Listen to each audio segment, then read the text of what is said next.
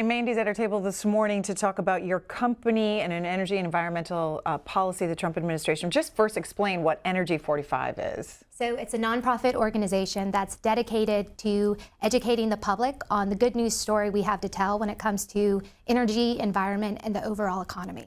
And what's the good news story? So there's a lot. It depends on what direction you want to take it. But on energy development, we have drastically expanded energy development in the United States while improving environmental progress. We have, when it comes to clean air protections, we've reduced criteria pollutants. These are things like particulate matter, nitrous oxide, sulfur dioxide. We've reduced those by 73% since 1970. We continue to make advancements in the clean water area as well. Recently in this administration, we've invested billions of dollars updating clean water infrastructure. And when it comes to cleaning up lands to ensure we have healthy communities, we have delisted 22 sites from what's called the National Priorities List under the Superfund site area, which means we are returning these areas to a place where people can come in and live and be healthy and live happy lives. Why did you leave as former EPA Principal Deputy Assistant Administrator of the Trump administration? Why did you leave to start Energy 45? Part of it, I think Republicans in general, and when it comes to the issues on energy and environment, there isn't a good dialogue, a good positive dialogue about all of the statistics that are out there. So I left to fill what I would characterize as a communication void when it comes to having these type of conversations, which is to the benefit of Americans, especially as they go into 2020, but also to the benefit of this administration and talking about the actions that we've been taking, the good, responsible, and balanced actions we've been taking from the very start. And naming it after the president, Energy 45, the 45th president. Who funds the organization? So it's a C4 organization, so it's funded by people who believe in the mission, which is telling this good news story, and support the president's overarching agenda, which is defined by energy dominance. Are these oil and gas companies? So it's a range of constituencies. It's everything from different companies to different entities to individual people who believe in the mission of Energy 45. Do you put your donors out there publicly? Are they on the website? No, they are not. And why not? Just explain that. So part of it is there's different ways that you can organize nonprofit associations. I organized as a C4 because some people appreciate the preference or have a preference for privacy and donations. And when it comes to some of these issues, when you're talking about energy and environment, it's unfortunate that there's some primarily on the left and some NGO organizations that will go after people because they support endeavors like mine. And so people have prioritized privacy to ensure they aren't the subject of sometimes needless and sometimes personal and harmful attacks. I want you to respond to Reverend Mitch Hescox, who's the president of the Evangelical Environmental Network. He was at an event for the New Democrat Coalition, and here's what he had to say about the Trump administration's energy policy. We have to work to building a national policy, we believe in some type of market-based system. We can talk forever about the various proposals there, but we like market-based systems because we want the market to work. But I think that all has to be teed up that hopefully that come 2021, that we will have new leadership and a new president that we can get something done, because even with all of Congress, it's not veto-proof. And believe me, I don't know if you can see this from back there, but I wear a tie that's a faith tie. I freely admit that I'm an evangelical Christian, but it's not to advertise my faith. It's to remind me when I am on Capitol Hill and talking to the administration of who I'm supposed to be representing so that I don't blow my coal, because I freely admit that this is the worst administration ever for environmental rollbacks. I'm fighting the mercury and air toxic standard right now, and when even the Chamber of Commerce says that they should keep the role, something funny is going on. Mandy, your response. Yeah, absolutely. So I think this administration has been very successful in terms of advancing environmental interests in a very practical way.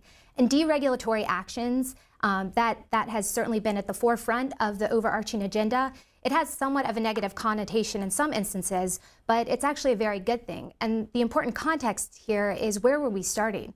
The last administration used agencies like EPA and the Department of Energy and the Department of Interior, used their important emissions as a proxy to expand federal control in ways that was unprecedented, and two, was against the parameters, clear parameters set out by the law in Congress. And so when we came back in, we were more right-sizing than deregulating. And it's important to know that in the context of deregulation, it doesn't mean we're setting aside, again, the important mission of EPA, which is to protect public health and the environment. It's to do it in a balanced way that's consistent with the law and takes into account the relative costs and benefits of achieving environmental goals without unduly burdening businesses, individuals, consumers with high cost.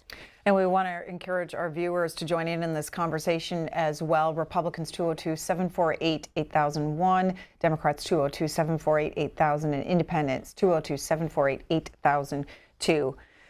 You were at the EPA under the Trump administration during the decision to withdraw from the Paris Climate Agreement. Tell us why you and others argued against being in this deal. I think the overarching reason was, one, it was a bad deal for the United States because it put a lot of the cost responsibility and regulatory responsibility that was going to have negative impacts on energy jobs, on the cost of electricity prices for consumers across the country. It put all the burdens on the United States and let most other signatories get a free pass. And the focus of that should really be on India and China. And if you look at what has panned out today, the United States from 2005 to 2017, we've reduced our emissions by 14%, while the rest of the world has increased their emissions by 20%. And the rest of those world are still signatories to the Paris Agreement. So it just goes to show you that the Paris Agreement was a lot of empty rhetoric that front-loaded a lot of the costs on the American people. How do you respond, though, to people who say, if we're not in it, we can't influence those countries? I completely disagree. I think the best way we can influence countries is to continue to develop out the response to doing more with less, making energy use more efficient and safer by developing technologies in the country and then exporting those technologies to different countries like China and India. Now, going into China, they continue to develop coal plants at a very fast pace, and they don't use pollution control, basic pollution control equipment. I'm not even talking about greenhouse gases. I'm talking about particulate matter and things along those lines. They don't use the type of control technology that our power plants have been using for decades. And so it's about engaging in ways where we can share that type of technology and the expertise that we have at EPA and other agencies, some of our regional and local officials who have the know-how to take the technology, build an effective pollution control program, and then ensure that places like India and China enjoy the same environmental benefits that we've established here. Mandy Gunasekara is our guest this morning, founder and president of Energy 45, and as we said, worked for the Trump administration from 2017 to 2019 in the EPA. Debbie's up first in Flint, Michigan, Democrat. Hi, Debbie. Good morning, Greta. Morning. Thanks, Mandy. I appreciate you being on. I wonder, what are your thoughts about Trump releasing all the gas and oil leases onto our public land? When Elizabeth Warren did her town hall the other night, she said that was going to be the first thing that she undoes. And for that, she's going to get my vote, because I think I'm really offended that he's handed out these leases to his rich gas and oil buddies. That is our land, honey. And if you were as old as I am and have been paying into the federal system as long as we have, I think you would be offended too. I'm not a Trump fan, as you can probably tell. And they recently ruled that we people here in Flint, Michigan, we can sue the EPA because of what they did with the water. They knew it was foul, and they deferred to the state of Michigan. So we're going to be suing the the federal government for not protecting us. We pay into this, and believe me, people in Flint, Michigan, because for many, many years, no longer, but for many years, we had a big General Motors imprint here. We paid in a lot of money into these systems. So I'll go ahead and take my information offline, but I'm really offended that he thinks I'm almost as offended by him doing this to public land as I am to him entertaining the Russians in the Oval Office. As far as I'm concerned, Bill Clinton can do what he did in the Oval Office every day for the next 100 years. Okay, Debbie, I'm just going to leave it there and have Mandy respond. So thank you very much for the question, and I think you bring up two really important points. First, on the leases on federal lands and developing that out.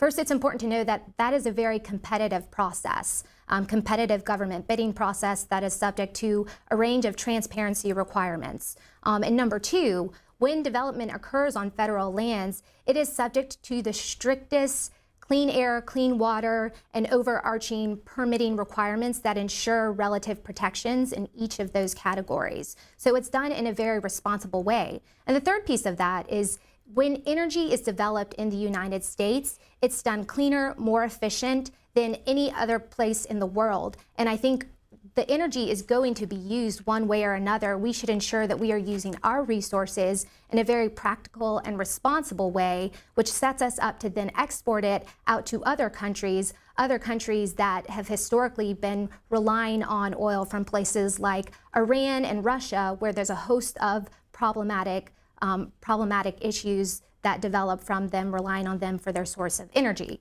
And the last piece, she also brought up Flint, Michigan on the water quality side, and that was a massive failure of the last administration when it comes to ensuring and maintaining clean water in all areas, including lesser populated areas like Flint, Michigan. And one of the things that we've prioritized in this administration is to go back to the core mission of the agency, which is cleaning up the air, cleaning up the water, and ensuring communities have healthy lands to be successful and prosperous. And on the water side, this administration has helped fund over $4 billion worth of water infrastructure redevelopment projects to ensure something like Flint does not occur in places that are similarly situated. Let's go to Sue. Rossville, Illinois, an independent. Yeah, hi. Thanks for taking my call. And I just want to say, regardless of her responses, because, you don't get a chance to give feedback, I really disagree with the way this woman is portraying the Trump environmental policies. First of all, when you establish an organization, have transparencies about your funders. I have 3 points I want to make. This is the first one. Funders should be transparent. They have agenda. That the idea of you're protecting their privacy is really ridiculous. I think have the courage to step up to the plate if you're making a donation to an organization that you stand behind personally with your name for the policies they represent.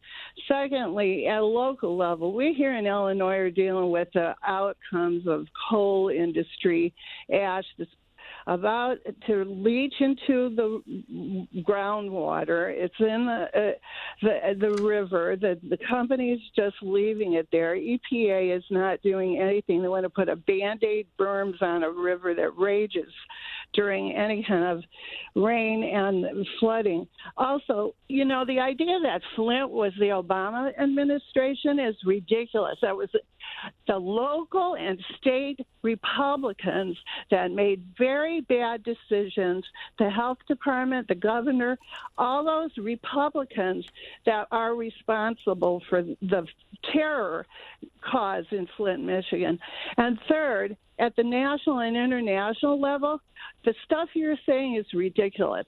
Putting oil wells in national parks is not responsible. I don't care how you try and portray it. And at the international level, our environmental policies are considered ridiculous. You know what? We're not creating the kinds of treaties. We're not participating at an international level.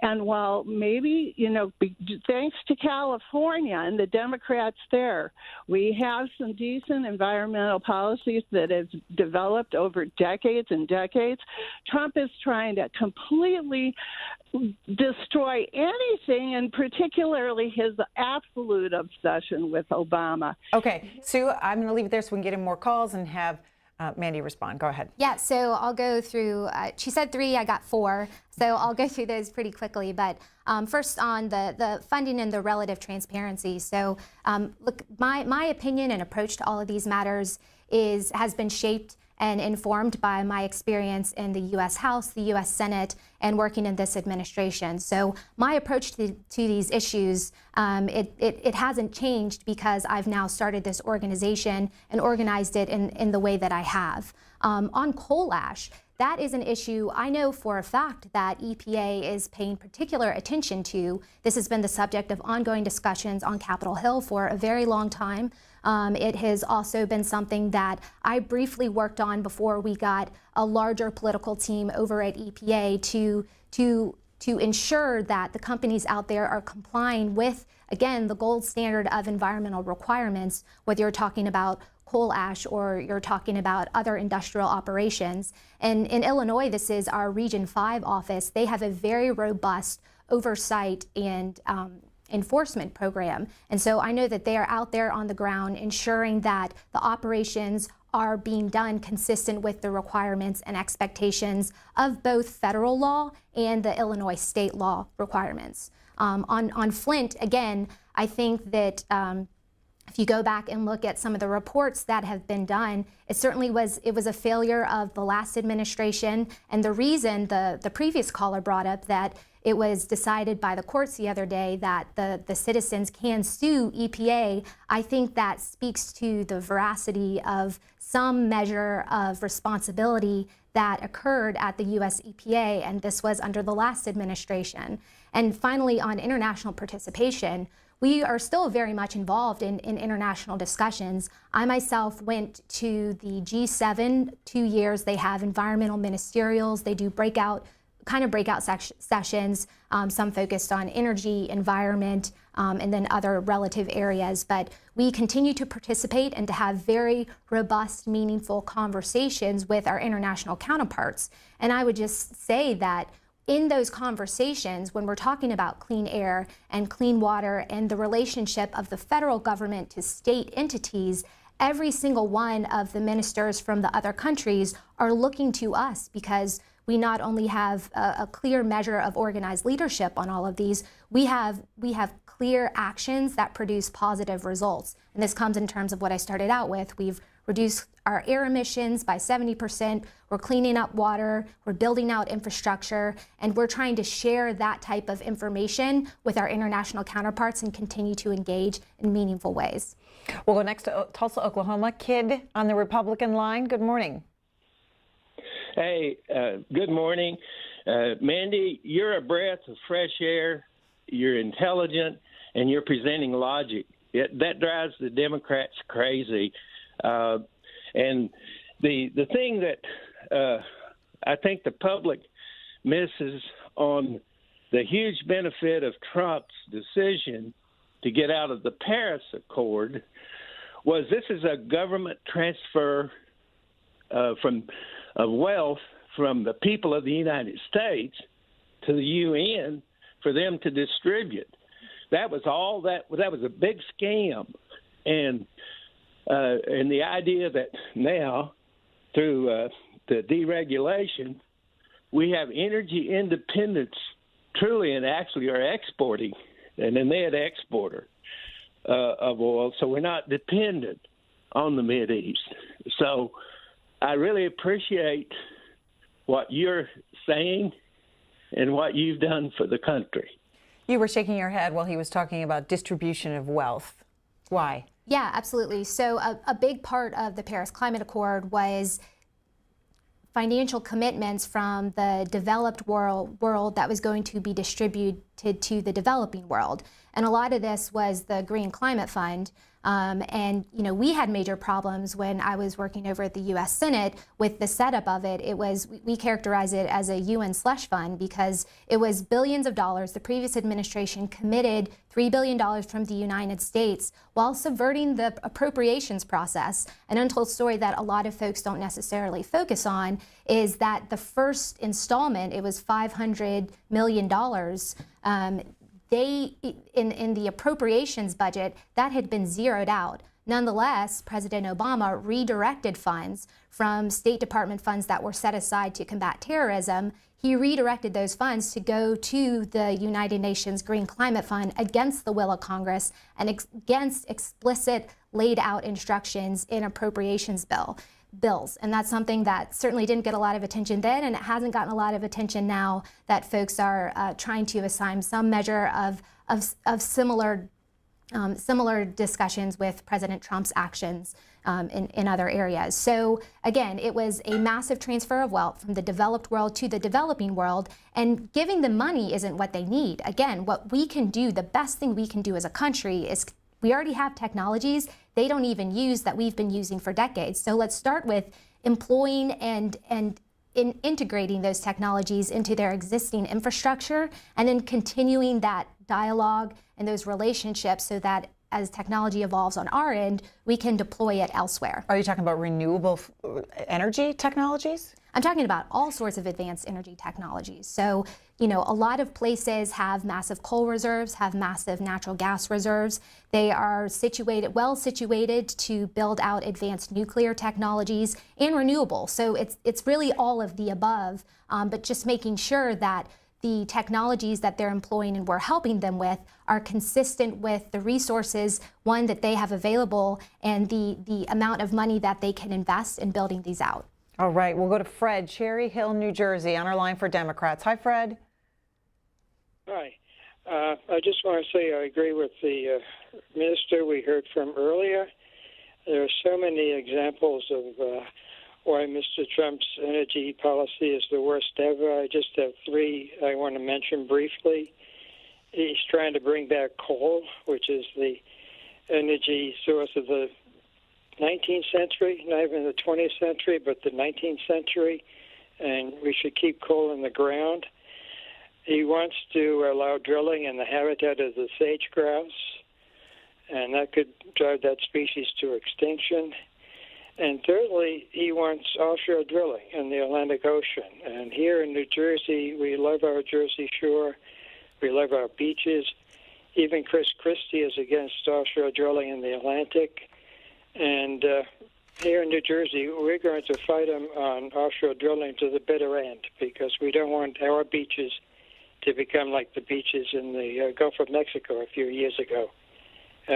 Okay, Fred. Mandy, go ahead. Yeah, absolutely. So first of all, coal is going to continue to be used. And what we've done in this administration is something the last administration failed to do, which was set the first ever greenhouse gas standards for existing sources. I'm referring to the Clean Power Plan, which was the centerpiece climate action of the last administration that failed miserably because it was patently illegal, and the Supreme Court put a stay or stopped it in its tracks early on. So what we've done in this administration, again, because we're taking this approach of acting within the confines of the law and respective of that, we have proposed, and it will soon come out as the final version, the Affordable Clean Energy Rule, which sets greenhouse gas emission standards for coal, for existing coal-fired power plants. So this just goes to show we can continue to use these resources this country has been blessed with, but in an environmentally friendly way. And this will also ensure we have the energy we need to support the growing and robust economy that we've experienced under President Trump's economic agenda. On the second piece, I essentially wrote it down as the Endangered Species Act issue dealing with sage grouse. So there are significant requirements to review any potential projects that could have implications for any species listed on the Endangered Species Act. Now, the problem is that it has been used to stop some projects in their tracks because there is an imbalance between figuring out how to protect critical habitats, but ensure that projects that go forward that have minimal impact can in fact go forward. And there's ongoing discussion about how best to do that. And that is very much at the forefront of conversations across a number of the agencies in this administration. But it's somewhat of a false dichotomy to say that, well, you can either have this project or you are going to have negative impact on this species. There's a path forward where you continue to protect species and you continue to develop out clean, efficient infrastructure projects that are needed to build the economy in an environmentally friendly way. And then the piece on offshore development, again, offshore development is subject to the Department of Interior's offshore agencies, and they have undergone significant review and right-sizing in terms of ensuring that offshore development is done without having any negative implications for the offshore ecosystem. And so there's this path forward where we can all have a little bit of what we want, which is a safe environment and robust energy development that will need to continue to move the United States forward as an economic powerhouse. Jerome, Anderson, California, on our line for independent callers. You're next. Good morning, Greta. How are you doing today? Doing fine. My statement is that I have yet to see a responsible drilling project in the United States of America, no matter what kind of regulations or stipulations you put on it. We can go down the line of how many spills we've had, and it's also what else I wanted to say was, I'm getting sick and tired of this administration, of all administrations, saying, well, they did this or they did that, and we're ahead of these guys or we're ahead of these guys. I don't care. It's like the old mother said, if your friend jumped off a cliff, would you jump too? No. So it doesn't matter to me what they did. It matters to me what we do. Okay, Jerome. I think he makes a very good point. It's all about what actions are we taking. And this administration has taken extensive actions to ensure that the energy development in this country continues to comport with the gold standard of environmental protections. And on the drilling sites, I've been out to a number of drilling sites across the country, in Ohio, in Oklahoma, in Texas, even my home state of Mississippi. And these are done, I would urge him and others who are interested to go out and take a look. I mean, these are very efficient, clean processes that have to comport with an extensive amount of very complex regulations that are put in place by a team of engineers to ensure that people don't mess up or slip up and then cause some undue harm to the surrounding areas. And when it comes to oil and gas development, just one quick statistic. So since 1990, oil and gas development has more than doubled, while methane emissions associated with that have gone down by 16%. So it just goes to show that this isn't just talk. This is serious, thoughtful engineering practices being applied that are producing real, tangible results that matter when you're looking at environmental impact. And then, you bring up the point of spills. It's true. Their accidents do happen, and I'm not here to defend those accidents and to say that that's something we should look past. Again, when those sorts of things do happen, and they're tragedies when they occur. That's a lessons learned process for everyone involved, and what the administration has done in the past and even today, when things happen, you take a look, what happened, what were the problems, and you ensure that you have protections in place so you don't get yourself in this situation again. Mandy, let's end with a lighter moment, or at least talking about what happened on the Senate floor back in 2015. You work for Senator Inhofe, and this is a memorable moment for many C-SPAN watchers on C-SPAN 2, where the senator comes to the floor and he's talking about the issue of the changing climate and global warming and tosses a snowball. What led up to this moment? What was behind it? So the speech he was doing was expressing a frustration to the administration, the previous administration, that they had said climate change was a greater threat than terrorism. And so we had the whole speech talking about that. And he, that morning it had snowed, and he wanted to take a snowball. And part of it is, it was an interesting moment, but part of it is it's a commentary on the media. And no offense meant here, but in general, the media has been somewhat dishonest when talking about and covering issues like climate change. And so he took the snowball to poke a little fun and make light of the situation. Yeah, it was February, it was snowing. There's been lots of instances where other weather-related events have occurred, but the media uses it, takes it, and runs with it as a justification that climate change is this major existential threat. So it was a little bit of fun commentary, pointing out some of the dishonest or disingenuous, perhaps is a better word, coverage by the media. But then the speech itself was pointing out a very serious issue in terms of terrorism is actually a more existential threat than climate change, and he was putting all of that in context. Mandy Gunasekara, founder and president of Energy 45, thank you for the conversation. Yeah. The president is expected to announce an ambassador to the United Nations next week. She is